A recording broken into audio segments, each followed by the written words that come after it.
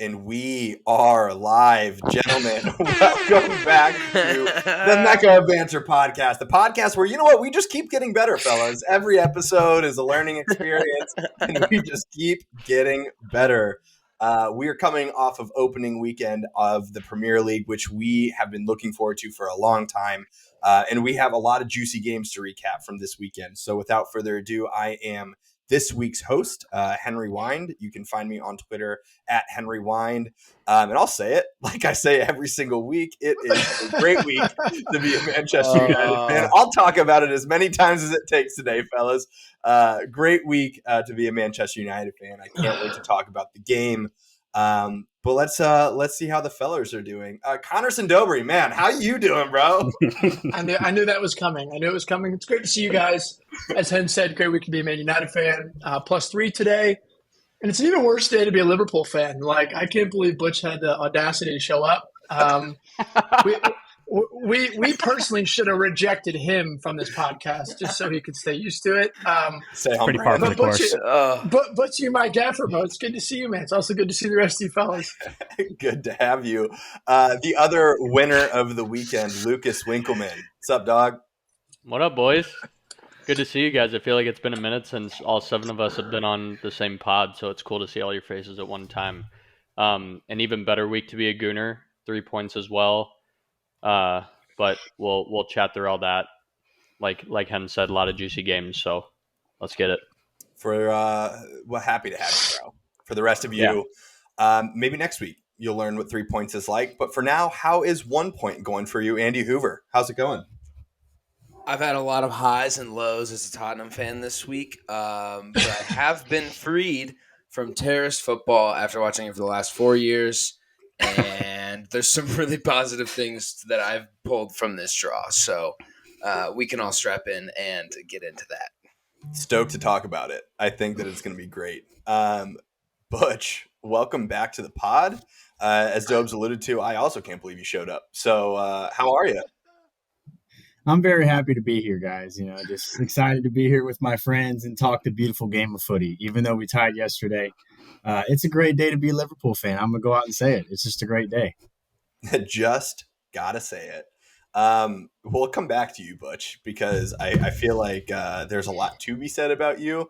And, you know, we'll finally round out with Nick and James. Nick, how you doing, fella?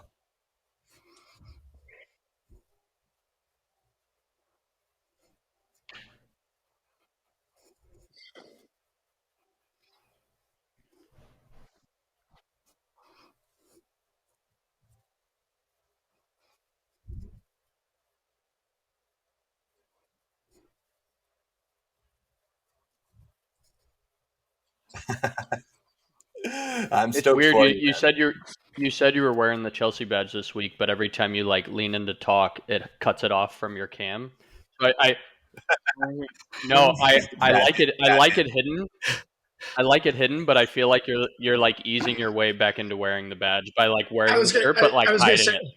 Give him 2 weeks, and he won't be showing up anymore after they take 2 hours. Yeah. Either that. Either that or they win both and he wears his Chelsea G-string. His Chelsea G-string. Holy One Lord. Speaking of Chelsea G-strings, James, how you doing, bro? Boys, happy to be here. More excited to be a Chelsea fan than I was last year. That's for damn sure. Yeah, man. Excited to be here. Excited to talk shit. Some people say that the club is in your blood. Some people only claim it when the club is good. So, you know, we'll let the listeners choose. Fellas, like I said, we have some shit to talk about. We have a little recap of the opening week of the Prem. We have some huge transfer talk to get into, some monumental transfers in the world. And finally, we have our 10-minute segment coming back again. But before we dive into that, it's been about a month, but St. Louis City is back this weekend, fellas. We have a Sunday kickoff this week where we take on Austin at home, a repeat of our first game as a club a couple of months back. The team should be healthy. Are we looking forward to having the St. Louis team back? I feel bad for Matt. I feel bad for Madison. It's like one of those things where it's now footy in the morning, kind of footy in the afternoon, and then city now at night.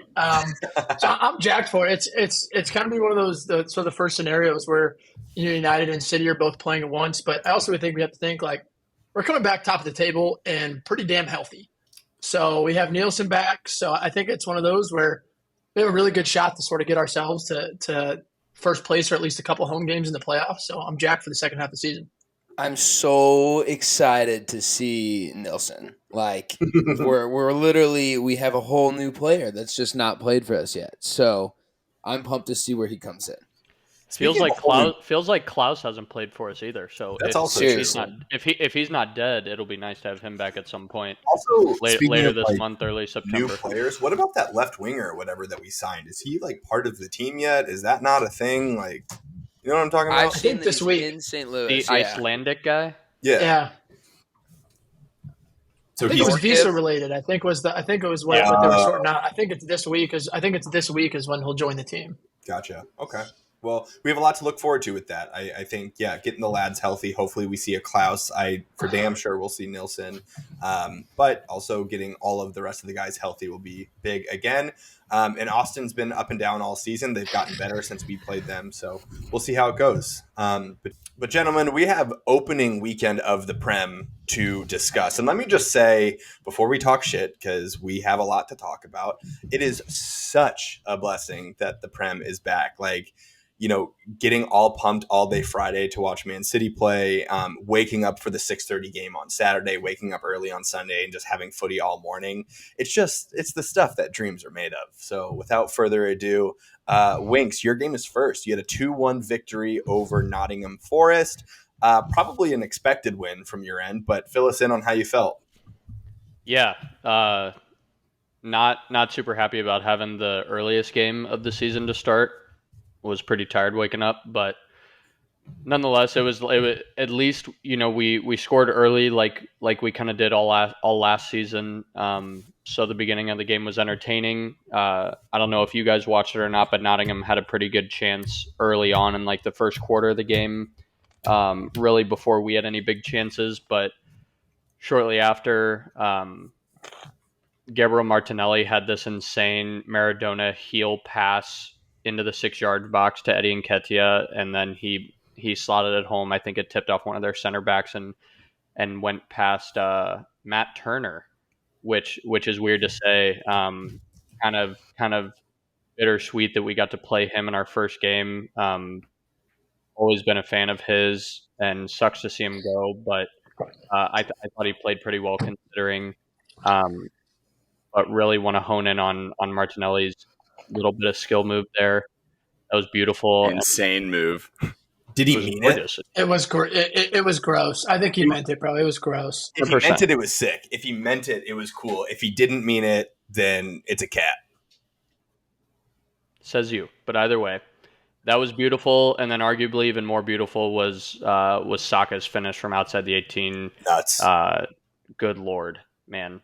And I think that, something that we saw a decent amount last year, but not in as many positions as we saw this game, was kind of the amount of freedom that we had in the formation we played. I think that traditionally when we attack, we're in some version of a 3-4-3, whether that's with a box midfield or a diamond midfield. And this game, because Nottingham played 5 in the back, for a lot of times when Saka and Martinelli weren't making runs in behind, they had their wing backs pressing Saka and Martinelli pretty hard. So I think something that I noticed was first of all, we had Partey starting at right back, which was unique, and Saliba and Ben White in the middle. But when we shifted to that 3-back formation, when we were attacking, Partey sat right in front of that front 3, and then it looked like we almost played like a 3-1-3-3 to try and counter that. And a lot of times,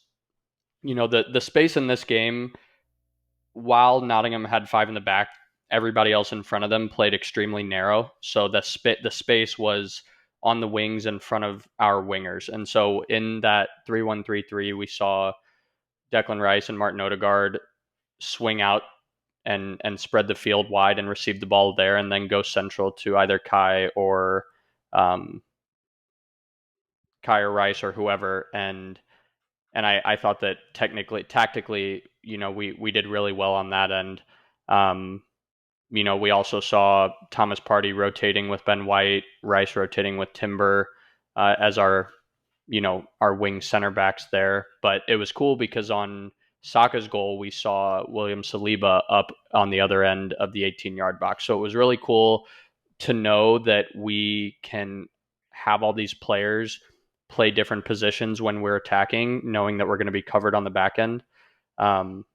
Really, really fun game to watch, and they were a fun team to watch last year. But I think that the way that we played collectively on Saturday morning, just kind of continued that trend of being a fun team to watch.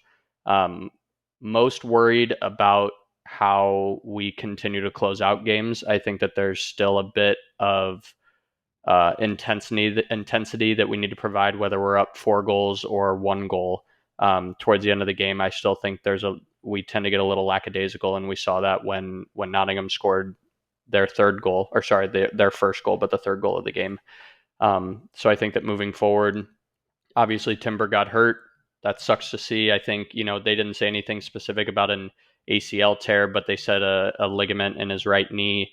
So he'll be out for several months, which sucks. And, Zinchenko's not back from his calf injury yet. So I'm guessing it'll be Tomiyasu or Kieran Tierney, assuming that Newcastle isn't still keen on signing him before the transfer window's up. So it'll be interesting to see what they do there. But overall, very, very happy. I think that we just need to get better at, staying locked in the entire 90 minutes and extra time. Yeah, I feel like Arsenal is like a fun team to watch for the first 45. Like they come out and blitz, they play really well in the first half, and then they really do fade. And I think they're pretty lucky to walk away with all 3 points. And not saying that like Nottingham Forest was like crazy dangerous after that initial chance and the one that they scored, but I don't know, man. I think when you play a stronger opponent, that is something to watch, especially as the season goes further. Absolutely. I'm kind of shocked by your very, very happy take on a 2-1 beating of Nottingham Forest. Buddy, you fucking tied Liverpool. You have no room to Bro, it's the first week of the season. I know, exactly. And I was just very shocked by it. I didn't think they had a great performance. I didn't think it was very, very impressive. I was kind of shocked by his take. That's all I would say. We had 80% possession, 90% pass accuracy. And they could have tied 3 points and got. Buddy, I didn't watch a lick of the entire game, but I'm with Nick, bro. That's insane. You're like, yeah, fuck those guys. Yeah, To be fair, I'm shocked by that. If you're wanting to win a title and you're very, very happy with that performance, I'm shocked. I thought that Partey. I will say that.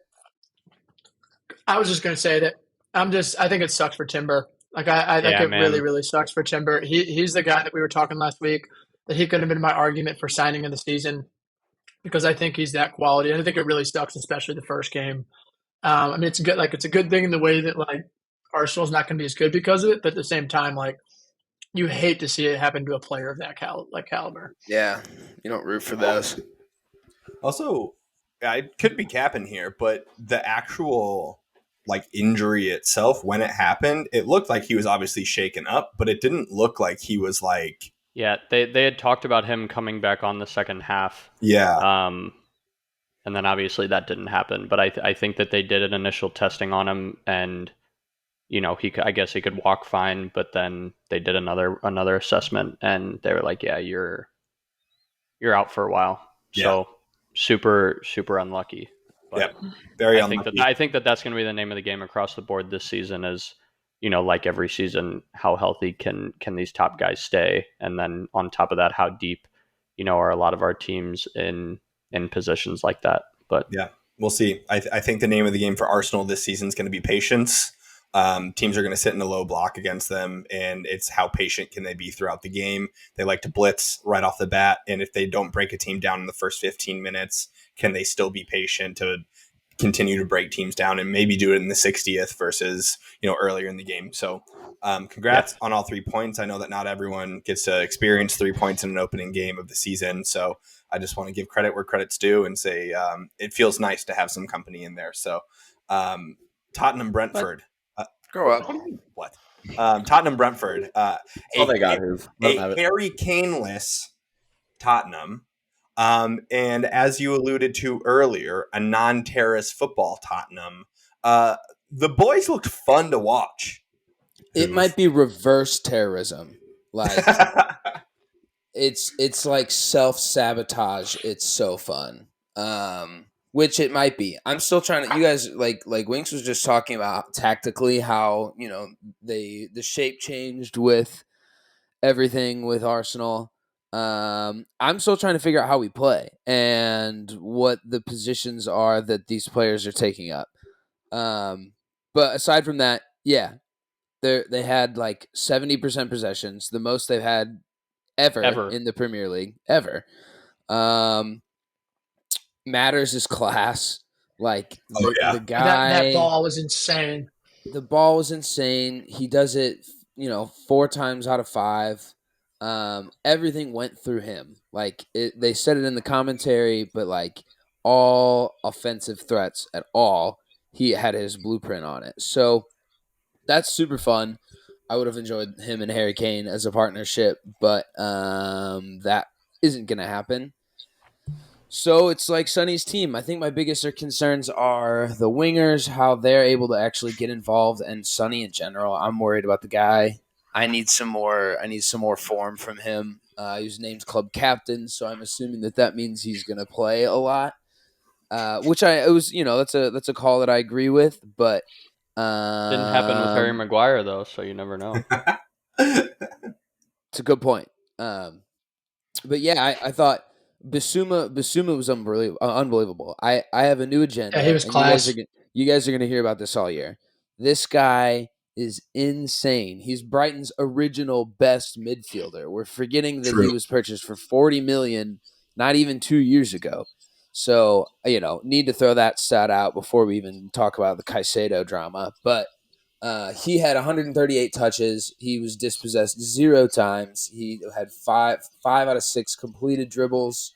And every time he was on the ball, he just was like oozing confidence. And like the ability he had was ridiculous. So we saw him stifled last year under Conte and his terrorist attitude towards everything. So I'm super excited to see Bentancur come back in the midfield 3 not wings, dear Lord. Skippy had a hard time. Skippy had a hard time with it. The midfield 3 play this weird rotation to where Skippy was a lot of times in a 10 role. Like he was underneath Kulusevski and Richie, kind of up next to Madison. And I think that's where, Bentancur will thrive.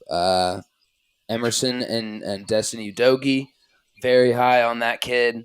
He had a great game. They play like in front of the center backs next to Basuma in like a 2-3-2-3-5. I don't know. That math doesn't even make sense. That math ain't mathing. There's too many players. So I thought there were a lot of really positive things to take from it. Brentford's really tough to play at home. They're 15 unbeaten in their last home games. So, at one point there was some really positive play. They dominated the second half. There's things that I'm seeing that have me very excited. I think, after today and United's performance, I'm way more excited for Saturday than I would have been. Everything's built up for you guys to just pummel us. But I don't know. It's going to be super exciting. There's going to be goals. I can confidently tell you we leave 2 at the back all the time. So those direct balls to Anthony and whoever's on your guys' left side, that's going to be it. So excited about it. Big L early in the game though. Christian Romero, right after scoring the goal, says, "I have a concussion. I'm coming out." So I rewatched the game today, and they said that apparently the staff thought and understood and played it off as a concussion substitution. So one of the new rules that they'd implemented last year. And apparently they didn't fill out the right sheet to make it a concussion substitution. So they lost their sub on Romero in the beginning. Fucking idiots. Even though he did actually have a concussion. He's going to be out 6 days. So I'm not sure what that looks like for next week. But that was a bummer. What a ball, though, dude. Matters is something. Well, the thing is like I think he got the concussion on the head-to-head tackle that he made like 5 minutes earlier, just fucking annihilating whoever in the back of the head. 100%. And the head And then ball goal in slow motion, he his neck was like backwards, and like the ball was with so much pace that it kind of just smoked his face and went in. And like he immediately stood up and did not celebrate and was kind of like, shit. Yeah. And for him, like it takes a lot to like get that guy down. Yeah. I think we win that game if he stays on the field, but I don't think Sanchez really was awful. So he can have I agree. The other thing that I just do want to say quickly, you alluded to it, but Brentford, man, also doing it. You know, without Ivan Brentford's Toney. good. Yeah, they're still doing it. I think Thomas Frank is continuously showing that he's just an animal tactically. Yeah. He gets the right guys in and is playing the football that he wants. So I'm looking forward to this upcoming weekend, like you said, where our two teams play each other. But looks better than last year, I'll tell you that much for you all. Moving on to the game of the weekend. For a lot of reasons, the game of the weekend. Maybe not from the score line does it look like the game of the weekend, but certainly from the action in the first half specifically, a 1-1 tie, the mid-table derby between Liverpool and Chelsea. That was last year. You can't be saying that. The mid-table derby. Butch. Is it one of you 10th? Isn't the other 11th right now? Wow. It's like quite literally the mid-table derby. We call that the turn, fellas. It's the turn. Butch, I guess we'll get you out of the way of your thoughts on the game before anyone else can put any sort of spin on it. Let's hear your thoughts on how a 1-1 game did for Liverpool.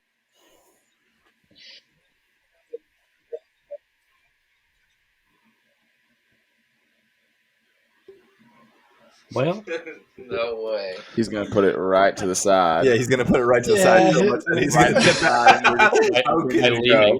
How convenient of him that that's what happened. While we're waiting for him. I think he was going to say he was happy to sign Caicedo and Lavia. Like, that's what it sounded like he was getting ready to say. I don't know what you guys think, but that's what I think he was going to say. Most likely that's what happened. But Nick and Jake from the Chelsea side of things, obviously good to get a point. A tie isn't what you wanted, but you had to think that you looked better than last year. 100%. Yeah, absolutely. I think 1 point was certainly not what we wanted from that game, and I don't think that was deserved based on possession and shots and all of that. I will say that Mo Salah still looks as dangerous as always. I mean, that pass to Diaz was unreal. Disgusting. Unbelievable. Literally nothing you can do about it. Really, really, really happy with our back three. I think Disasi, Silva, and Colwill were awesome, except for 5 seconds of falling asleep. I think Enzo was pure class. Nico Jackson was incredible. Raheem Sterling can literally not ever play another minute for Chelsea, and I'd be the happiest man in the world. Just a waste of space. Yeah, Nick, what do you think? Yeah, I have a couple takeaways, but I will say I kind of agree with you with the. I'm not super thrilled about the draw. I think we definitely could have got points out of that game. I think we had 4 debuts and we came out asleep off the start, and that's why you kind of saw Liverpool take possession of the ball early on. And I think the reason why they had those 2 chances, even though that one was called back, even then I was a little nervous. And my first big kudos I want to give to is to Poach. I think he made some in-game adjustments with Enzo, and it drastically changed the position and where we were possessing the ball. I think Liverpool came out with a lineup that was pretty offensive with blanking on his name, sorry, but he was playing in Cam instead of striker. What's his Jota? Gakpo. Gakpo. Yeah, Gakpo was playing, and I think early on Enzo was kind of playing defensively, keeping him in mind, and I think Poach got into his ear and told him to play more offensively. So then Gakpo was kind of chasing him defensively, and it kind of switched the entire game for us. So I definitely think there was bright spots, like I was kind of saying before, but the big thing for me is definitely the effort. That's kind of why I'm happy to wear this shirt again, was because of the effort the team showed. I also think that has a lot to do with Poach again. I saw a lot of quotes from players that said that they would literally run through a wall for the man. So that makes me happy that that's kind of what he's bringing to our locker room. So yeah, those are As the things. Andy just fucking dies hearing I know. those words. And it sucks to be saying that, but I freaking love it, No, and it's I cool think he's the because guy. no, one of the reasons he was fired was apparently how relentless the actual training sessions are, and how sick of everyone was doing it. They were tired of the guy. So yeah, keep your passion for now, but don't let that one come back to bite you. I saw something that was pretty funny. That was like Jurgen Klopp. It was like the last 10 times he's faced Chelsea. Like they've had 4 different managers, or something along those lines, or something along those lines. Or No, I was really impressed with Nico Jackson and Enzo. I think Enzo is playing himself into like top midfielders in the Premier League conversation. I think the biggest thing for Chelsea is going to be the rotation of like how can they work all these guys on, because I genuinely mean this when I say they don't have a locker room that's big enough to fit all of their players. So like how they're going to keep all of these Not guys they anymore. sign That's happy. totally we different got now. rid of a lot. Yeah, we got rid But, of a lot, like, and we have so many guys on loan right now. We have so many Yeah, I kids that mean- are under the age of 21 that are on loan. We just put another one out today. Casadei I think moved out again. So 100%, 100%. But I think you have to look at it's just the center backs that you sort of have. You made signings. You have the young guys you're coming with. I think the biggest issue is you're betting on every single one of these young guys to be worth their value.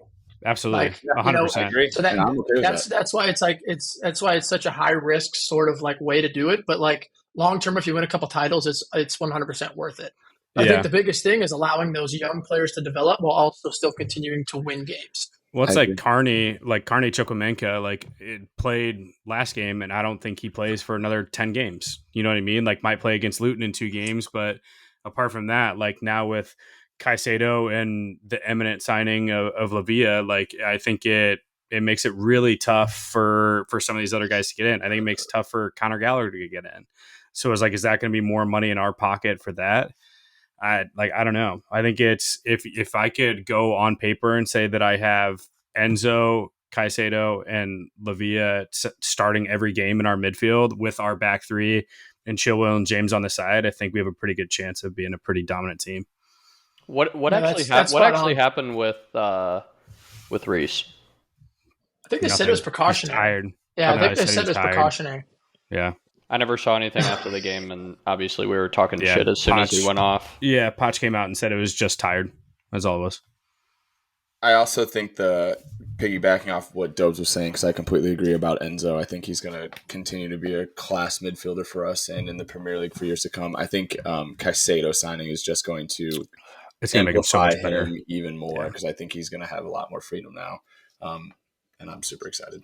Yeah, I I agree. think the bigger concern here is definitely, and this isn't like just to necessarily shit on Liverpool while Butch isn't here, but like I think coming away from that game, like there is drastic concern, and what I mean by that is like Liverpool was dangerous, but they're strictly dangerous on the counter.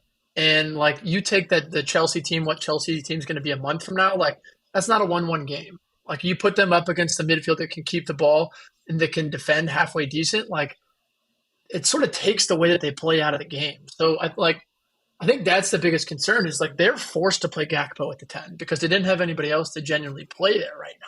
Right. Like you can slide in a Harvey Elliott or you can slide in a Curtis Jones, but like those are the options. And so I think that's where that concern comes from. And Butch and I were texting about this, so I know he'd agree. Like they have to do something. Like they have to somehow bring another player in. Or it could potentially be a long season. All clubs. So say they're going to buy Tyler makes Adams and sense. Conor Gallagher. Yeah, I mean, It makes sense. yeah, they have to do something. Yeah. We can't have VVD defending with his aura too much longer. Trent actually put in some tackles, which is good to see. You know, He did. He really played some better defense. Wasn't great, but I don't know. As someone that didn't have a dog in the fight, I'm stoked with a tie for United in that for you all. But I was impressed with Chelsea, man. Nico Jackson looked. I think that kid's going to be the truth, man. I was really happy with him, but he also missed some chances that I was like, all right, we need to be finishing. I think he had one that he should have had on target, but that's it. But I think he But created a lot from that's nothing. my biggest No, you're right. I'm that's my biggest gripe with spending nearly $1 billion and like not one of those was like, no, seriously though, like you spend all that money and not one is like a proven goal scorer. Like Nico may be a fucking 30 goal scorer in a couple of years, but like you spend all that money and you're kind of relying on a kid and bro how to come back from it like an injury. That's where We I think spent there's a money little for concern. longevity. Yeah, I think that's an And I interesting. think Yeah, of course. I 100% believe that in Cuckoo being out for this amount of time and not being able to work with Jackson in that is tough. I think that definitely hurts Yeah, it Jackson sucks. value as well. Totally. Now, Dobes, Hen. we won today. The Monday game, the last game of We the won today. weekend. We In won Spit today. it up, win. boys. Spit it up. a convincing Stole a win. fashion, we dominated Wolves. Mhm. We All right, listen here. Listen here. 100% Stonewall pen. No doubt about it. It's a pen. Let's not sit here and pretend like a month from now, 2 months from now, referee decisions aren't going to go for the teams because it's going to happen. Yes, that's going to happen at the Stratford end in the 94th minute, of course. We can sit here, we can talk about the performance all we want. Yes, it was terrible. We're absolutely terrible, horrible. But then again, if you look at us last season, the last loss at home we had was our first game of the season. And you want to peak at the middle of the season, towards the end of the season, versus when you do in the beginning. If United would have had 6 points from their first two games last year, like we're in a whole different conversation than we are. So at this point of the season, when we're integrating an Onana, we're integrating a Mount, we're integrating sort of all these new pieces, I'll take the result. I'm not happy with the performance. Would I have liked us to go out there and look like Man City? Of course. But at the same time, like I'm not going to be angry by any means that we squeaked out 3 points. This is our last 6 games that we've played against Wolves dating back to 2020. 0-0, 1-0, 2-1, 1-0, 1-0, 2-0, 1-0. Every single time that we have and played we're still Wolves, it's taking like the over. yeah, that that's what I was mean. Every single time that we have played Wolves over the past couple of seasons, it seems to be this tough game. And you have to give credit to Wolves because they 1,000% deserve to win today.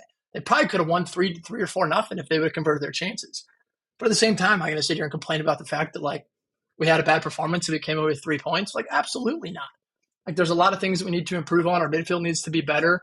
We need to make a few more signings. But we're also integrating a new system. So if you're like at this point, tell me we'll take a 1-0 game win against Wolves, the first game of the season, like sign me up. But now then the performance does have to improve because it is a little concerning going into Spurs next week. But today you got to be happy just with 3 points.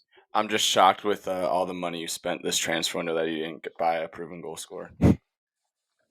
Well, we did. He's got back issues. We did. He's Yeah, got he's back like- issues. He was like carrying 12, right? Atalanta, so you Man. know he's got to rest a little. That's like the. no. Go ahead. Hen, you can get your words in if you good, but alternate side of the view here. No, We got Mr. 70% possession for the first time, and he's gonna be like, I know ball knowledge. Everything's changed. Like I love that take, Dobes, and if you can play poorly and come away with 3 points, that's great. I love that. Early stages, it's too early to write the story of it, but from what I was seeing right away, Bruno and Mount is going to take some playing together. They were occupying so many of the same spaces. I thought that was fascinating. Garnacho had a stinker, and Lissandro Martinez had a stinker. dude, that was the worst I've seen Garnacho play. Yeah, so What happens when he starts? what I appreciate is that Ten Hag yanked Lissandro Martinez at half. And you all know how much I love Licha. Like I think that he's class. He played horrible in the first half. He made a tackle that he should not have made 17 minutes in, got booked. He could have made another tackle to get a second yellow in the first half. He was like this close to ripping him down. Dude. Yeah, so close. But the other thing is we talked about it a lot last year, but Rashford's not a 9-man. He is not an out-and-out striker, and he's wasted in that space. The most threatening he looked all game is he drifted out to the left one time. They played him a long ball over the top, and other than that, he was completely out of the game. So, it's a little bit early to write the story, and I'll just repeat, it's always great when you play like shit and come away with 3 points. That's awesome. And also, give him shit if you want. Onana definitely was a nailed on pen. Both Dopes and I in the group chat were like, yeah, that's a pen for sure. But he also stood on his head, dude. I was gonna He say also that, man. stood on his head. He played great. I felt really confident with him back there. He was great with his hands, really commanding in the box, made some other great saves. 3 points is 3 points, and I think we'll really, really, really be tested against Spurs. I don't know what to expect from that one, especially with Spurs playing like this new system. So, those are my thoughts on the game. But yeah, the Bruno Mount thing, we'll have to figure that out. Bro, the midfield was Swiss cheese. Cunha and Matthias Nunez were absolutely having their way with you guys. And I think, obviously, the issue is them not being able to finish anything in the final third, which is kind of an issue that they've had for forever. But I was like in shock and awe watching those guys turn Bruno and Mount inside out with just like strength and just agility, things that like everyone on United looked leggy and slow, and Casemiro was a step off, I thought. And when your keeper's your highlight, then that's probably not your best route. So that's fair. Yeah, I thought it was abysmal, and I agree. You're not going to be mad that you took 3 points away. Great, I would feel the same way. I can't deny that. But I don't know. It looked pretty. What's the word I'm looking for? Like there was no fluidity. There was no like. It's like they played together for the first time today. Yeah, no identity, similar to Chelsea all of last season. I got 2 eyeballs in the brain. It was shit. Like 100%. I texted Hent at like the 65th minute. I said, if we're playing Arsenal or City right now, like this is a 4 or 5-0 game, and it's not even close. So I do think that it'll be interesting to see, because we need another midfielder to bring in. Like that, we need an Amrabat so bad, because I think Casemiro was a step off it. Yes, I think Mount and Bruno like have to figure a way to like play together and not occupy the same space. But like Casemiro was a step off it. He's been a step off it since the preseason, which is extremely concerning, because he's supposed to be our rock this year. Like Amrabat's not supposed to replace him. Amrabat's supposed to play with him. You know what I mean? So I think that's the biggest concerning thing with me is like Varane stepped up and was a leader. Bruno had some special moments where like Casemiro is supposed to be a rock in there that shuts that midfield down, and Cunha just had his way with everybody. Dude, it wasn't insane. Like it was just Mount and Bruno. It was like he turned Casemiro a few times and just went on these darting runs through the middle, and that's where Casemiro is supposed to be there to put in a tackle, or if not, get a yellow card.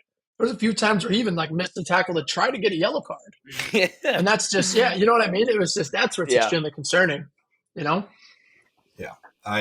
Yeah, definitely not a confidence instilling game. And you alluded to it. That was the worst we've seen Garnacho play. So we gotta figure it out. We gotta get better for this weekend. But that's the weekly recap. We're gonna get back to this every week. We'll be able to recap these games in the Prem. Fellas, some really big transfer talk going on in the world right now. There's 3 pretty big ones that I want to touch on. But starting off, Harry Kane to Bayern, official. You can take Harry Kane out of Spurs, but you can't take Spurs out of Harry Kane, losing his first game in a final 3-0 to RB Leipzig, which is funny now for you, Hoove, because, he's not on your team anymore. But, I do want to pass the mic to you first, as you have the only fandom of Harry Kane as your former player. How do you feel about the move? Talk us through it. I was very happy they lost that game. I can for sure say that. It's one of those. So he wanted everything. He did everything for the club. The money is not coming back. Like I said, but yeah, it sucks. Like when a percentage of your goals from the last however many years come from one guy, you're gonna miss out. Like there were times against Brentford where Richie would receive the ball and not score, and times that something would have been different with that other guy. You know what I mean? Like I watched it and was the guy watching, that should not be named. That other guy. Other guy. When you see it and see even just a slightly sloppy touch change the passage of play, like those tiny things are now something that I have to worry about. every game. That's a bummer, but like no one's bigger than the club. You can't sit here and just be like, you know, woe is me. What are you going to do? You have to go around and do something. You have to Yeah. go and perform. I thought the Sonny being captain, he pulled the team over at the beginning of the Brentford game for Yeah, their that was pregame cool. huddle. He pulled them over to the away fans and just kind of their pregame, breakdown in front of the traveling fans. And I thought that wasn't. I didn't think it was cheesy. I thought that was really cool, and I thought it was really like a, hey, we totally understand what just happened. Like everyone in this locker room knows that Harry Kane just left. Everyone, like, it really was more of a realization and a message to the fans to be like, we have to keep just playing. We like it. There's no looking back. So high hopes down the road. Maybe you see him back in the Prem with Spurs when he's like 36, just so we can cap off a couple goals and catch a record. But yeah, Catch a record. you just got to move. There's just nothing you can do about it. Spurs are worse off without him. That's undeniable. Where do you take the funds and change the future? That's to be seen. So sucks. Yeah. It's football. It's a business. I hope he wins trophies with Bayern. It's like losing your virginity to a prostitute. So congrats, buddy. Have fun with that Bundesliga title. Dude, personally, I hate it. I hate that he's at Bayern. I think that he's Sucks. gonna like fade off into obscurity. To be honest with you, like I just like whenever players go to Bayern, I just literally couldn't give two shits about them. There's just something about it that I just don't give a fuck about, and I know that I'm not going to watch them. Dobes, you're going to tune into Bayern Munich games. I get I'm, that. I'm polar opposite, bro. Like to me, it's like I look at it as like my FOTMOB favorites. What I mean by that is like I have like AC Milan like to watch like Pulisic play. Like the players that I like watching, I like to know if they're in the lineup so I can turn into the game. And like for me, I've always enjoyed watching Spurs like strictly to watch Harry Kane. Like to me, he's one of those players that like I don't necessarily care where he's playing. I enjoy watching him play because to me, like I've said this like forever, he's the all around striker, and he's somebody that like I don't have the same sort of affiliation as Hoove to where like he left my club. Like I want to see him win a trophy because I think he's a player that deserves to win trophies. Like I think Me he's a too. player that has Yeah. deserved it his whole career. So like for me, I'm gonna watch Bayern because I like watching Harry Kane. But I do think it sucks for the league. Because I really think that like this Spurs team with him, like after kind of what we saw week one, could be pretty fucking dangerous going forward with him. So I think that's what sucks for the league. But Very true. Very true. I'm very interested to see what Daniel Levy adds to the stadium with the $100 million instead of buying players.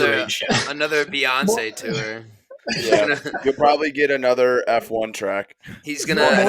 More beer stands. He's bringing the Beatles back from the dead for one show at Tottenham Hotspur Stadium. Cost him $100 million. Nuts. Going from Harry Kane to the other bombshell signing, Caicedo. That drama that is the last year and a half is finally over. Break it down. Break it down from Klopp agreeing. Okay, so let's take it back to last year. This man says, I want to go to Arsenal. It's been my dream to go to Arsenal. Writes a note to the fans saying, thank you so much. De Zerbi in an interview basically says, he's a fucking idiot. Why would you do that? Doesn't go to Arsenal, plays the rest of the season, balls out, has a great season. Then it's clear in the summer transfer that he wants to go somewhere, linked with everyone under the sun. Wants to go to a big club. Most notably last week, where Jurgen Klopp says that a deal has been agreed with Caicedo in a public interview, all for Caicedo the next day to come out and say, I don't want to go to Liverpool. And we have what is now the record signing in the Premier League. Moise Caicedo to Chelsea for a fuck ton of money, $146 million. Chelsea fans, I imagine you're elated. Talk us through it. I'm super pumped. I think the most important positions on the field are now filled for us for a while, and I love the talent that we have. As far as the price, I think I've said it multiple times. I think it's going to be the new norm. It's just going to continue to go up. So I think everyone's going to continue to spend close to $200 million a transfer window. But yeah, I'm super excited. I'm also think it's awesome that he literally publicly just shat on Liverpool right before joining us. So That's that makes me nuts. super excited as well. Bro, Daniel Levy's Yeah. never spending 200 million in a window. That's what I was gonna say. It cannot be the new normal. Tottenham's gonna operate the way that Well. Tottenham I operates. saw who He's picked gonna, the mic and I just started shot, laughing. bro. he's gonna buy the Beatles tour, man. He's just gonna have Oh him play my nights and god, this team would be insane. No, I'm super excited. I'm really excited to see how he and Enzo complement each other. I think it's going to be awesome. I'm praying that it works out for the 8 or 9 years or however fucking long both of them are signed for. It could be one of those great partnerships. So I'm really excited to see what that turns into and whoever's going to play in that third spot. Really excited to see. I think Really Liverpool wish kind of Chris was fucked here. you guys. I absolutely, Because, like, I think so, wholeheartedly if Liverpool- agree. Yeah. If Liverpool didn't come in with that fee, like let's argue, like we're going to talk about our top 10 midfielders later, but like Caicedo's not on my list, and so like that's the thing is you're paying a price tag for like Jude Bellingham. Yeah. So like I think that yes, of course he's a world class midfielder, like he's got the ability to continue to develop. But I think that's what sucks is Liverpool 100% fucked you guys. 'Cause absolutely. if he wanted Chelsea that bad, like Chelsea should have gone and got him, and waiting this long sort of hurt you guys because it allowed Liverpool to make that offer, and then Brighton could say we're not giving you anything less than they offered. I almost think Liverpool knew that he wasn't even going to accept it and just threw out Yeah. a crazy Bro, offer. I think just but there's to a world. he's the perfect player for Liverpool. Yeah. Like he fits Liverpool Liverpool's wasn't style But I making to think a that they T. knew that he wanted to come to Chelsea. I think they knew that early. That's why Liverpool's so dumb. Is like that's why it's agree personal terms, then be the dumbass to go make an offer because now the entire world knows that Liverpool have 110 million to spend. And so even if they do go get somebody, they're going to get blue balls for everybody that they want to sign. Yeah.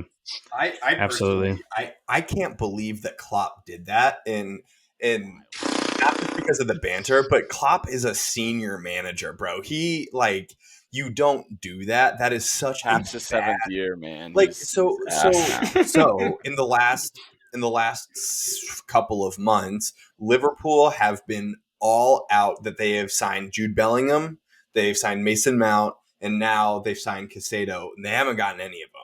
And so, like, What a midfield three that would have been. we were kind of talking shit before we started recording, but Liverpool's ability to pull players, specifically midfielders, is dwindling quickly. And must I remind you now, all of our clubs have gone through periods where there's nothing notable. Like we can all say like, oh yeah, I can't believe he played for our team. But it wasn't so long ago that Liverpool was starting players that you've never seen play for anyone else. And I don't think that they're going to fade off into that level of obscurity, but the lack of ability to pull and the lack of belief in a long-term project at Liverpool does have to be concerning for Liverpool fans, potentially even for Klopp. Like, you know, at one point, one of the best managers in the world and can't get any of his midfield targets through the door. It's a problem. I think compare the projects. You know what I mean? Like if you just like strictly look at like take Absolutely. European football out of that, even though Chelsea's 12th, you look at Chelsea's project and the direction they're heading versus Liverpool's, and this isn't even like yes, I do love shitting on Liverpool, but at the same time, like look at the direction their project's heading. Like they just got rid of all of these like older players, and not only that, to me, and we're familiar with this, but it seemed like they were trying to make that Caicedo signing because like the Fenway Sports Group's under pressure. Oh yeah, Like they have been receiving so much hate from their fans that like it seemed to me like they were going out and trying to splash this money, like, hey, we're going to get you this player to sort of get the pressure off their back, and it didn't work. So I think the whole sort of thing is like if you're going to compare Chelsea and Liverpool in terms of where you think their trajectory is for the next 10 years, it's like I don't think they compare right now, and I think that's strictly like Caicedo may love Chelsea, Lavia may love Chelsea, but I also think they see the project and they see the directions are going. makes sense. You know, you alluded to it earlier with the scariness of an Enzo Caicedo partnership. That is going to be gross. I think it's Can't going to be wait. really good, and Can't wait. it'll be And then fascinating. I think part of it too is you look at the 19, 20-year-olds that they have under him too. Like you just give them 2-3 years, whether they're going on loan or they're staying with the club. Like you have guys like Andre Santos, who's going to be absolutely disgusting too. Yeah, dude, he's going to be So great. it's like Yeah, so it's tough to say that it's like just these two guys that are going to do it, but they have a group of, like, in hockey terms, there's like the Nashville Predators are the team that always carry the best defensive core all the way through the minors, right? Like they have all these guys and they determine the market for what is sold or was sold for a long time. And like Doves was talking about like theories on like what Chelsea's doing, and I think they're buying 19 to 20-year-olds and literally deciding what the fucking bank is for the next 5 years, right? Like I think Moises Caicedo and Enzo are like the start of it, but like having these young players develop from them and then want to go on loan to other places, I think is a huge asset to Chelsea, Yeah. at least for the future. I was texting Hen this. I almost think it seems like because they are placing so much of a bet on these young players, but also these long contracts. To where I was like, if Mudryk, for example, doesn't have a good next season, or like good half of next season, like he's gonna look to get moved because Bully's gonna want to cut his losses and also not pay him those wages for the next X amount of time. So like I think that's one of those things where if he pans out, it's like it's worth the money. But Absolutely. if he doesn't, you also have the ability to sort of move on and get rid of that money off your books. Right. And I think that's why when you look at the number of players that we've signed from the ages of 17 to 21, it's absurd. It's crazy. It's just all over the board. It's not only midfielders, it's also forwards and defense and everywhere. I think it's nuts. Yeah. A high risk, high reward potentially for Chelsea's transfer strategy. But last but not least, the saddest of the transfers, in my opinion, announced just a couple of hours ago. Neymar officially going to the Saudi League for 2 years, which is sad. I am in the camp of thinking that Neymar was the third best player of our generation, ability wise, skill wise, watching him play, third best of our generation, and perhaps one of, if not the most underrated player of our generation as well. And it's a shame that at 31, he's going over there. I still think that he had a couple of years at the top. So curious y'all's thoughts on that, but yeah. I think Gary Lineker said it. It was like when you leave Barcelona, like you're only going down. Yeah. Like there's no step up. I think it's just like you said, there's not much to say. He's the most sad of all the players that have gone over there because like when he was at Santos in Brazil, he was like the only player to not be in a top 5 league that was in like the top 10 in the Ballon d'Or voting. Yeah. Like this guy from the moment that he came on the scene was like the guy. I think it's just sad because we have seen him at his peak, but then we've also seen him at these like incredible lows. And I think that's kind of where he's at right now. Yeah, I wonder if the injuries are playing into consideration. Like, other teams may not have taken the chance on him. Like he was linked at Chelsea for a little bit and linked at United for a week. But I wonder if the injuries are finally catching up with him and it's not going to be the same thing. But, I was actually thinking about this earlier. The longevity of Brazilian players isn't always there. Like Thiago Silva obviously is still doing it right now. Fernandinho did it until he was like 38 or whatever he was. But it's oftentimes that Brazilian players and specifically the Flair players just pan out a lot sooner and they don't have the longevity. So I'm definitely going to pour one out tonight for Neymar in his playing in Europe. It makes me really sad. But gentlemen, we're moving into our 10-minute segment. We're moving into a new style of ranking here. What we are going to try to do here on the Mecca of Banter podcast is rank, or we're gonna draft a midfield 3. So this is all of the central midfielders in the world. We're going to do a snake style draft. Where we're going to go through up and down, and we're going to try to pick our midfield 3 from all of the midfielders in the world. We've done some research on who we have maybe in our top 30, and we're going to go from there. So, Lucas, I'm going to let you facilitate this. The order is we're going to start off with Hoover. We're going to move to Nick, to Dobes, to James, to Winks, to myself again, Winks, James, Dobes, Nick, Hoove again, all the way back down, and that will be our 3. So, gentlemen, good luck. We'll see how we go, bro. Wait. You may need to give Andy the first pick here a quick rundown again. I'm picking 3. No, pick one. Pick one. We're doing 3 rounds. So you pick 3 rounds. Once the name's off the book, nobody else can pick them. So you pick your number 1 pick, then it'll go to Nick, then it'll go to me, and then it'll come back around. Style. Okay, fantasy football style. So I have So Yeah. once a name's off the board, it's off the board. You got so the I've first got pick. I've got like the Christian McCaffrey of picks. You do. Yeah. Well, Justin Jefferson this year. Yeah. He's gonna take Hoiberg. Yeah. Basuma. I'm gonna go the simple option in the best midfielder in the world and KDB it. So Oh, shocker. Shocker, KD. Hard to say no. I'm We all going would've with taken the that. easy Don't blame one. Yeah. All right, Nikki, who you got? This is a big choice. I think there are I a lot know, of this guys is- that could go this is- too. This is a lot of He's gonna pressure. say Caicedo. Yeah, Well, no, Enzo. to be He's fair, deciding I'm between trying to- Enzo and Caicedo. I'm trying to think who you guys are going to pick after, so I don't just get absolutely screwed. But Bro, I got 4 or 5. Yeah, me too. I did Yeah, I too. did too. I have 21 I names think- here. I think I'm going to have to go with Tony Cruz. Good pick. Fine. Beautiful. Good pick. Yeah. Love it. Beautiful. That is Just Oh, I love Tony Cruz. Jude Bellingham. On to the next pick. Who's ever next? Jude Bellingham. I got Jude.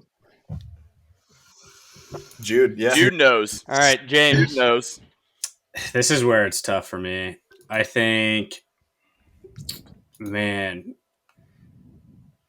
I want to go Jamal Musiala, Ooh, Youngster. that was what I had. Really? A young I had hitter. him. Yeah, I had him I had high him on my high. list too, bro. Yeah. Dude, Wow. I think the Tony Cruz pick at 2 is crazy. I think so. We're talking about at the moment. It's Like, shocking. no. At Still. the moment, he's not even there 11. He's not in my top 10 in the world. I was going to say they have 4 midfielders ahead No, of I'm us. saying he's literally the best not in midfielder Madrid on starting the 11. You had the choice of any midfielder in the world, and you chose At Italian, number 2. right? Yeah, that's crazy. James, are you up? Or you chose Musiala? Yeah. Yeah. Okay. Yeah. You're taking. All right. Oh man. Oh man. Oh man. Martin Odegaard. No. I Declan Rice. no. Thomas Partey. Cállate la boca. I think I'm gonna go Rodri. Oh, Yep. Safe. Yep. That's That safe. that was the pick. That was the pick. That's what I was gonna do on my. Well, unlike I Nick, feel like I know everyone them had all. that pick. Yeah. That was the pick. All right, That Hen, you get a twofer on the snake here. So I you do get a you- twofer. Yeah. Okay, my twofer is going to look like Frankie De Jong, number 1. And then I am going to do partnering him. I am going. I say you to go the Barca boys. Huh? That would be sick. But I am going to go Enzo Fernandez as my second pick. Wow. You fucker. I was so excited. That's Yeah. I thought it was early. going to slip to me. He wasn't even in my top 10. He was not in my 15. top 10. You're a yeah. liar. Not right. Not You're a right now. liar. I'll send you a screenshot of my Me list. too. But I was getting him late. Dude, I Dang. think the midfield 2 of those 2 would be disgusting. Dang. Okay. I'm torn between like 3 here.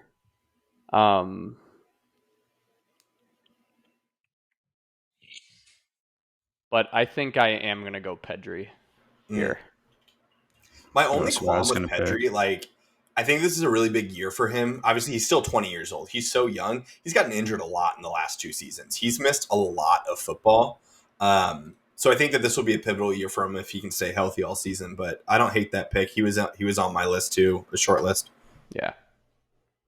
All right, James, you picked Jamal Musiala your first round. We got next. I got 2 guys that I want to pick. Well, you can only pick one. I know.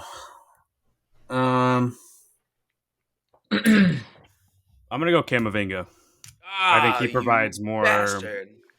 I like that.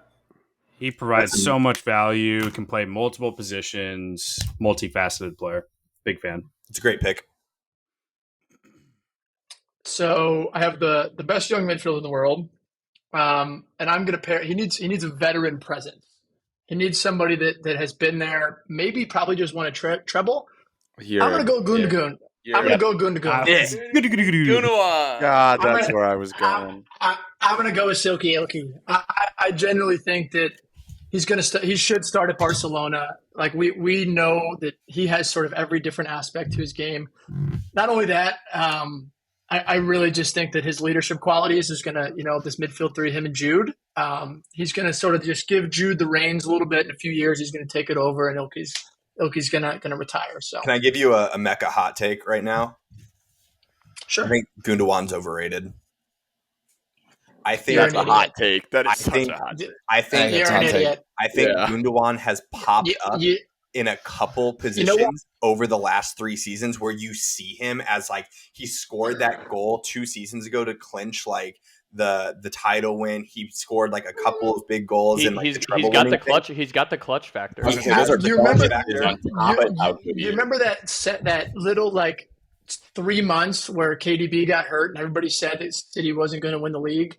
Yeah, And Ilkay Gundogan just stepped up and just said, I'm going to do the assist. I'm going to do the Kevin De Bruyne role. Like, this guy's got it all, man. bro. Not to mention that they've won 3 Premier League titles. He's been the captain. They just won a treble. What are we talking about here? I rest my case. I think he's a little overrated. And I think when he goes to Barcelona and we watch him over a whole season, you're going to see him not be able to carry that team into the same winning ways. You may be right, but I he's going to think look great. I think there are He's gonna look very great on a few. graphic. Yeah, I think there are very few players in the world that can go from a team as stacked as Manchester City was last year and carry the same weight. But I think in a lot of cases, these guys that they're going to do better when they have better players around them for the majority, for the most part. So I don't foresee him doing as well as he did at City either. But I still think he's nails. I like that pick. But Nikki, which washed midfielder are you going to pick next? It's funny. It might be. You guys may think he's washed, but I freaking love this man. I'm going with Joshua Kimmich. I like I that. really thought I you were going hate to go that. Paul Pogba. Just out of nowhere. Yeah, dude. I had- I really thought you were going to do it, and I was so excited. Yeah. I would have given anything for you to pick him out. That would have been so funny. I thought there was a slim chance you might have picked like John Stones or something like that in your midfield. It would be sick. All right, I wouldn't mind it. Mr. Hoover, you're at the turn, so you get your 2-3 pick now. Oh shoot, I do have 2, don't I? Yeah. But you get the first opportunity to round out You your complete your 3 right here. Yeah. I know I could, and I think I'm going to. And shit, who did I say first? KDB. KDB. Nice. Nice. I'm Good start. gonna. I'm gonna go. Give me a Fetty Valverde. Yep. Ooh. Oh, yep. He was on my list for sure. He's gonna lock that down. Here's my issues. Do I go for like a more out 6 with KDB and Fede here? I think Or it do depends. I mean, go Don't give Pedri advice. and have a 3-man disgusting rotation through the middle. I'm going Pedri. I already picked Pedri. Pedri's off the You board. picked Pedri? Pedri's off the board. Good thing. Chouameni is Didn't want him 6. anyways. Chouameni is the backup 6 that I have in there. I literally already had it written down because I knew you were going to take him. Boom. I literally. You said Chouameni's your pick? I'm taking the other 2 of the 4 Real Madrid midfielders that are available because 4 of them, we're talking about 4 of the best. So, yes, I'm confirming it right there. Done. Nice. And rounding out my midfield 3, I am taking Bernardo Silva. That's a good pick. Yeah, it is. I Good love pick. my 3 so much. I'm sorry. It's a good pick. Go. Is it me? It is you, sir. I'm gonna do it. I'm gonna do it. My Do it. my third pick plays in the MLS. I'm going Busquets. Whoa. Whoa. I'm going Busquets. I was like, I'm are you going going to do to this rogue shit that you're saying Messi's a cam? Like, I was Nah, like, that's bullshit. You guys are gonna think I'm crazy. I still think that Busquets can walk in any team in the world. Like absolutely. His entire the way he plays has never been built off of being faster than everybody, being quicker than everybody. Like his whole entire game has been built off of 1 and 2 touch turns, and I still think that not only that, but he's going to look great on the graphic next to Jude Bellingham. And so I really think that that midfield 3 right there is probably going to be the best that we have here. And I don't think it's going to be close, but that's just me. Oh, no. All right. So Dobes, good pick. I think that might be a sleeper in this draft. Thank you. Jameson, your third pick, you selected. Well, first two you selected Musiala and Kamavinga. Who are you going to round out in your midfield? I think I'm going to do. Man, there's so many good guys left. I know. I almost wish we could have gone 5 deep here. I think that would have been fun. I think playing together, I'm going to pick Bruno G. Wow. Wow, I like it. Sure. Bruno G, Camavinga, Musiala. I'll take it. Not bad. Yeah.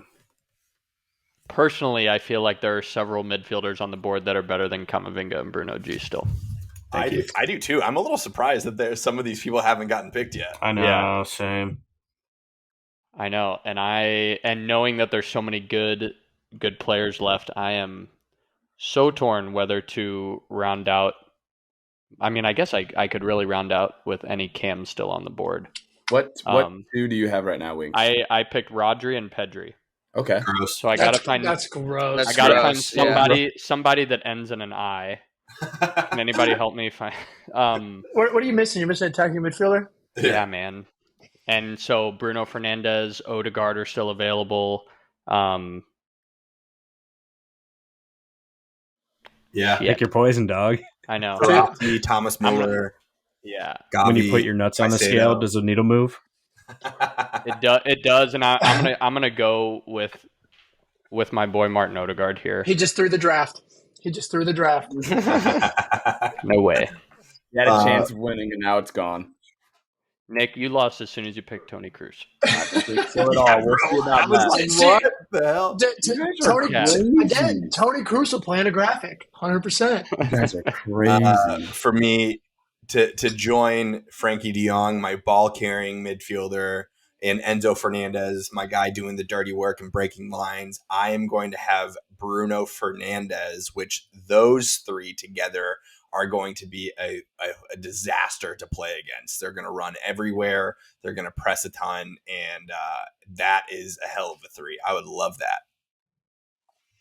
Beautiful. Well, I think to round it out, we should have everybody go through and say one more time who they pick. So who'd you end up with? KDB, Tchouameni, and Fede Valverde. Good squad. Nikki? I had Cruz, Kimmich, and Silva. Dobes? What a three. I have the best holding mid of the last decade, the best young player currently, and the captain of the treble winner. So I have Jude, Silky Ilky, and Busquets. Jameson? I had Musiala, Camavinga, and Bruno G. I think that's beautiful. I think Nick and Jake's are absurd. I think your mind's absolutely sick. absurd. I'll take it. I think Jake is. I think you're crazy to think that mine's absurd. Bro, Those is gonna be great. Bruno G was on my list. Was Bruno he G was on my list. on your Yeah, top bro. 10 or just like in the short list? No, he was just in my list of players I might pick. Yeah, he was on mine After we too, said but- we're not going to do top five, I just wrote down like 20. Yeah. That's what mine did. Too. Winks. Yeah, wild. Yeah, I picked the by far best holding mid, the best six in the world, Rodri, Pedri, and Martin Odegaard. I think that's really well balanced all the way around. And I think that Hen, between your last pick and mine, I think it was a coin toss, so I had to go hometown. Yeah, I totally get that. I have Frankie De Jong, Enzo Fernandez, and Bruno Fernandes, which I really like. I really like my three a lot. I know that we're going to take these to social media and to see which of the drafts that you all think is the best. So don't forget to comment and like on those. But to round out talking about a midfield three, we have a factor cap coming in from Butch, even though he is no longer present on this podcast. His factor cap reads: does Newcastle's midfield three on paper rank up in the top three in the Premier League? Why or why not? And that three is Tonali, Joe Linton, and Bruno G. Are they in the top three midfields in the Premier League? Not yet. Yeah, I'm gonna go Cap. I'm gonna go Cap. I'm gonna go Cap as well. I think Winks is right with a not yet shout. I will say, almost every one of you fuckers, when I said that Tonali could be the transfer of the Bro. season, solely because Hoover said Pau Torres, and I was going to agree with him there, but I wanted to be different. And then he scored the first goal in that game. I was immediately. I think Hen, I was with you, wasn't I? Yeah, we were in the car. Yeah. We were in the car on a way to a wedding, and I just looked at him and I was like, Yeah, I was like, Here we fuck go. me. Saying that he was going to be the biggest bust scores like Yeah. 7 minutes into the game or whatever. Yeah. man. That was But tough. no, I think that in Newcastle's case, like they had a great showing their first game, but I think that Isak is unreal up top, and I don't know that they definitely dominated the midfield, but I still think that there are 3 or 4 other clubs. City, I think City and Arsenal for sure better. And you can make arguments for. I think Probably Chelsea's Chelsea's on in there paper. too now. Chelsea's Yeah. on paper is better. Yeah. Yes, I sir. would Butchie for say everyone here except for maybe Butchie's midfield is probably better than Newcastle's on paper. I'd say definitely. Yeah. There's I think a lot of this quite his factor cap is recency bias because they were so good week one, but I do think that like they can become even scarier, which I think is a good problem for Newcastle to have. It was kind of funny seeing. I don't know if you guys saw Newcastle's post of Tonali being like he doesn't want to be here Yeah. after it's him screaming in the corner. I'm gonna go Cap for now, but I do think there's the potential. Newcastle looks like they're scary, man. Yeah, I picked them be to- fair, I had. Oh, sorry, Hoove. I was just Yeah, going to no, say you're good. I had Newcastle above Chelsea before the Concedo sighting. So, like, obviously, I thought they would have pretty good of a year. I picked them to fall off purely out of hope, so I just kind of wanted them that happen. Yeah, I'm going to go Cap as well. I think I know that we're talking about a midfield 3, and those are the 3 players that we're talking about. But I also think that they're an injury away from being irrelevant. Like any of those guys go down, like the next man up is not at that caliber. And Who's the next one? Willock? Yeah, Willock and Longstaff, and Jacob Murphy's still there. So Willock had a sick FIFA card though. I'm not gonna lie. he sure did. 87 rated, baby. But like we could say the same thing about the majority of our teams. I think Chelsea has some crazy depth, obviously, as you alluded to earlier. But I just think not yet. But it is a fun conversation to have. But that wraps us up for tonight, fellas. Quick also alluding our week 1 of our Mecca Fantasy League just finished. I finished with the highest points of the week with 92, Sweet, man. which Thanks is for a sharing. lot. I was gonna say I didn't see that on the prep sheet, bro. Yeah, Yeah, I know. what? I just wanted to throw that. I looked at it like while we were talking. I was like, I kind of fucked this weekend. I absolutely spanked Jake this week. I had Yeah, Harry I mean, Kane, He had Harry Kane, but change it. on top of that, dude, I thought that I selected Kane and Saka as Holland and Saka as my captain and vice captain, and for whatever reason it didn't save, and I had fucking Nico Jackson as my captain and Jordan Pickford was my vice captain, unreal. and I still beat Jake by like 25 points, so it's all good. Um, But